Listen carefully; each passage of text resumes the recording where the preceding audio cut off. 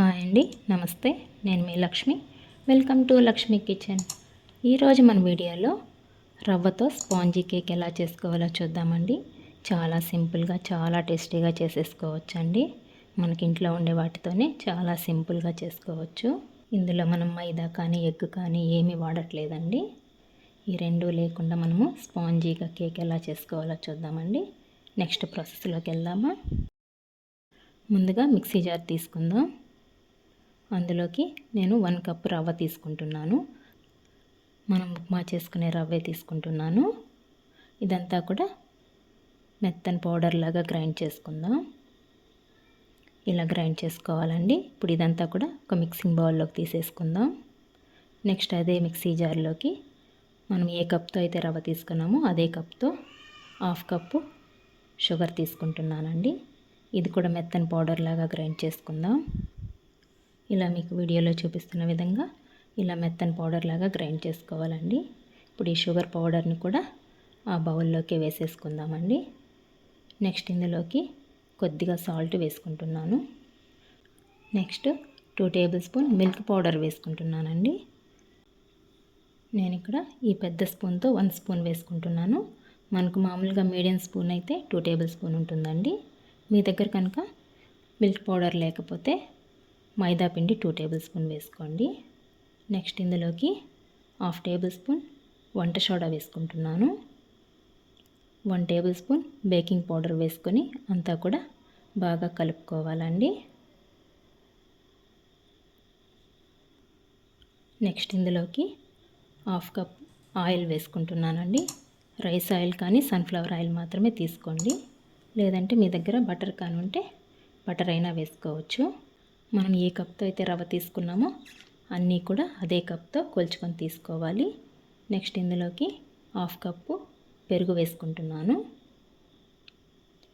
1/2 table spoon vanilla essence వేసుకుంటున్నానండి. మీ దగ్గర కనుక వెనిలా ఎసెన్స్ లేకపోతే ఇలాచీ పౌడర్ అయినా వేసుకోవచ్చు.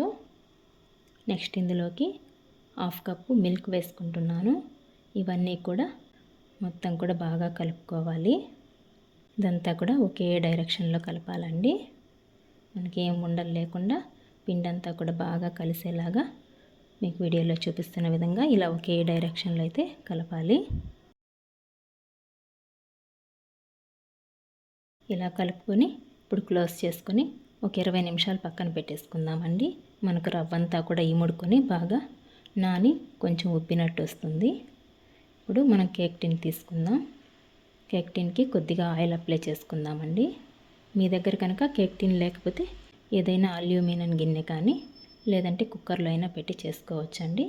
నేను ఓవెన్లో కూడా పెట్టట్లేదండి, నార్మల్గానే మీకు చేసి చూపిస్తున్నాను. ఇప్పుడు ఆయిల్ అంతా కూడా అప్లై చేసుకున్న తర్వాత బటర్ పేపర్ పెట్టుకుందామండి. మీ దగ్గర కనుక బటర్ పేపర్ లేకపోతే కొద్దిగా మైదా పిండి ఉంది కదండి, పొడి పిండి చల్లుకొని వేసేసుకుంటే మనకు ఈజీగానే వచ్చేస్తుందండి. చూడండి, రవ్వంతా కూడా బాగా నాని బాగా గట్టిపడింది కదా. ఇప్పుడు మళ్ళీ కొద్దిగా పాలు వేసుకొని అంతా కూడా కలుపుకుందామండి. ఇలా మరీ గట్టిగా ఉంటే మనకు కేక్ అంతా స్పాంజీ లాగా రాదండి. మనం కలిపిన పిండి అనేది ఇలా ఉండాలండి. మీకు వీడియోలో చూపిస్తున్న విధంగా ఇలా ఉంటే సరిపోతుంది.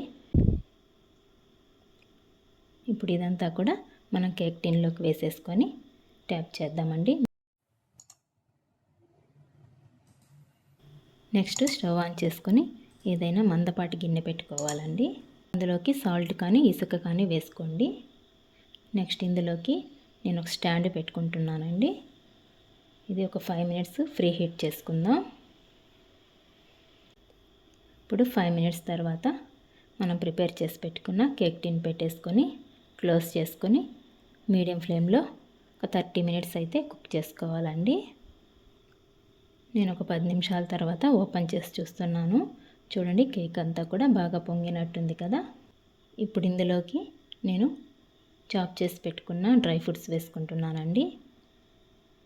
మీకు డ్రై ఫ్రూట్స్ ఇష్టం లేకపోతే టూటీ ఫ్రూటీ అయినా వేసుకొని పెట్టుకోవచ్చు. ఇప్పుడు మళ్ళీ క్లోజ్ చేసుకొని ఇంకొక 15 మినిట్స్ 20 మినిట్స్ కుక్ చేసుకుందామండి. ఇప్పుడు 20 మినిట్స్ తర్వాత ఓపెన్ చేసి చూస్తున్నాను.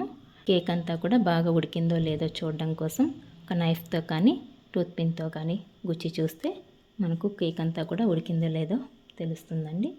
చూడండి బాగా అయితే ఉడికిపోయింది. ఇప్పుడు స్టవ్ ఆఫ్ చేసేసుకొని తీసేసుకుందామండి. ఈ కేక్ అంతా కూడా చల్లారేంత వరకు తడి క్లాత్ క్లోజ్ చేసుకొని పక్కన పెట్టేసుకుందాం. తడి క్లాత్ వేయడం వల్ల మనకు కేక్ అనేది ఆరిపోకుండా స్పాంజీ లాగా ఉంటుందండి. మనకు చల్లారిన తర్వాత కూడా బాగా స్పాంజీ లాగా ఉంటుంది. నైఫ్ తీసుకొని ఇలా చుట్టూ అన్నారంటే మనకు ఫ్రీగా అయితే వచ్చేస్తుందండి. చూడండి మీకు వీడియోలో చూపిస్తున్న విధంగా చాలా ఫ్రీగా వచ్చేసింది కదా. ఇప్పుడు ఇది ఒక ప్లేట్లోకి తీసుకొని కట్ చేసుకొని సర్వ్ చేసుకుంటే ఎంతో టేస్టీ అయిన రవ్వ కేక్ అయితే రెడీ అయిపోయింది. చూడండి స్పాంజీ లాగా చాలా సాఫ్ట్గా చాలా బాగుంది కదా. మీరు ఒకసారి ట్రై చేయండి. మీకు ఎలా వచ్చిందో కామెంట్ చేయండి. నా వీడియోస్ కనుక మీకు నచ్చినట్లయితే ప్లీజ్ లైక్ చేయండి. మీ ఫ్రెండ్స్ అండ్ రిలేటివ్స్కి షేర్ చేయండి. మరిన్ని కొత్త వీడియోస్ కోసం మన ఛానల్ని సబ్స్క్రైబ్ చేసుకోండి. థ్యాంక్స్ ఫర్ వాచింగ్ అండి.